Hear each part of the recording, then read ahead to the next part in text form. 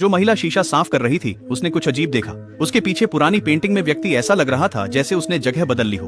उसने भ्रम में पीछे मुड़कर देखा। याद आया कि महिला का चेहरा दाईं ओर था, लेकिन अब वह बाईं ओर था। फिर से सोचकर उसने सोचा कि यह संभव नहीं है कि पेंटिंग खुद हिल गई हो। यह तो केवल एक भ्रम होना चाहिए। फिर जो अगली घटना हुई वह और भी अजीब थी। केटी के कमरे में भी एक पुराने चित्र में एक व्यक्ति को कैंची और कंघी पकड़े दिखाया गया था। चित्र देखने में कुछ अच्छा नहीं था, पर केटी ने इसे हटाने की कोशिश की, लेकिन ऐसा नहीं कर सकी जैसे वह एक पेंटिंग नहीं बल्कि एक व्यक्ति हो। रात में जब केटी सो गई, अचानक उसकी तरफ से कैंचियों की आवाज आई और क्लिकिंग की आवाज के साथ केटी के बाल अजीबोगरीब तरीके से काट दिए गए थे। अगले दिन केटी जागने पर पाई कि उसके बाल गायब थे। उसकी सुंदर लंबी बालों का आधा हिस्सा काटा गया था और उलझा हुआ था। केटी ने सोचा कि उसकी शरारती बहन उसके साथ शरारत कर रही थी, इसलिए उसने उसे बिस्तर से खींच लिया और उसे पीटने की तैयारी कर रही थी। लेकिन एनी समय पर वहां पहुंच गई और उन्हें रोक लिया। केटी ने एनी से शिकायत की कि उसकी बहन ने पिछली रात उसकी नींद में बाल काट दिए, लेकिन वह मासूम दिख रही थी क्योंकि उसने पिछली रात कुछ नहीं किया था। एनी को पता था कि उसकी सबसे छोटी बेटी कैसी थी, लेकिन चाहे जितनी भी कोशिश की वो समझा नहीं पाई। एनी ने उस पर विश्वास नहीं किया और कटी से माफी मांगने की मांग की, यह नहीं समझते हुए कि उन्होंने दोनों ने उसके साथ गलत किया है। अगली रात कटी अपने बालों को संवार कर सोने जा रही थी जब अचानक उसने ऐसा सुना जैसे कैंची चल रही हो, क्योंकि उसके बाल बिना किसी कारण के कट गए थे और वह कैंची की आवाज के प्रति बहुत संवेदनशील थी। जब उसने पीछे मुड़कर देखा तो उसने अपने बिस्तर के पास कैंची और कंघी की पेंटिंग देखी और अब वह बहुत असहज महसूस कर रही थी।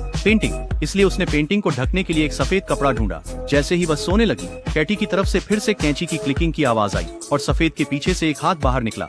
कपड़ा धीरे धीरे काटते हुए केटी के बाल। जब केटी जागी, हाथ वापस सफेद कपड़े में चला गया और गायब हो गया। जब केटी जागी, उसने अपने कटे हुए बालों को छुआ और तुरंत अपनी शरारती बहन के बारे में सोचा। हालांकि जैसे ही वह बाहर जाकर अपनी बहन को सबक सिखाने वाली थी, उसे लगा कि यह थोड़ा अवास्तविक था कि उसकी बहन अंधेरे में रात में उसके कमरे में नहीं आ सकती थी, या क्या उसके कमरे में कोई और था। जैसे ही वह सोच रही थी, उसने चित्र को ढकने के लिए जिस सफेद कपड़े का प्रयोग किया था वह अचानक बदल गया और ऐसा लगा जैसे कोई अंदर से बाहर आ रहा हो। चीखें सुनकर उसका परिवार कमरे में आ गया और कैटी रोती हुई अपनी चारपाई के ऊपर लगे चित्र की ओर इशारा करते हुए बोल रही थी कि वह व्यक्ति उसके ठीक पीछे था जिससे वह बात कर रही थी। परिवार इस पर कैसे विश्वास करता? वे सभी सोच रहे थे कि कैटी कोई बुरा सपना देख रही थी। हालांकि केटी को इतना यकीन था कि वह सही थी कि उसने सभी को दिखाया कि उसके बाल पहले से कहीं अधिक छोटे कर दिए गए थे। इसे देखकर थोड़ा संदिग्ध परिवार, फिर भी गंभीर, ताकि केटी को फिर से डर न लगे। एडम उस पेंटिंग को हटाना चाहता था, लेकिन चाहे उसने जितनी भी कोशिश की, पेंटिंग हिल नहीं रही थी, जैसे कि वह दीवार पर जमी हुई हो। आखिरकार पेंटिंग को दीवार से हटाने के लिए एडम और निक, दो आदमियों को पूरी ताकत लगानी पड़ी। उन्हें लगा कि यही कहानी का अंत होगा, लेकिन फिर और अजीब चीजें होने लगी। एनी रात में सो रही थी जब उसने सुना कि कोई घर में दौड़ रहा है। पहले उसने सोचा कि उसकी छोटी बेटी नहीं सो रही है, लेकिन जब वह जांचने के लिए अपने कमरे से बाहर आई तो उसने देखा कि एक बच्चा पेंटिंग में कूद रहा है और वह उसकी बेटी लूसी नहीं थी, बल्कि मूल पेंटिंग में मौजूद व्यक्ति था।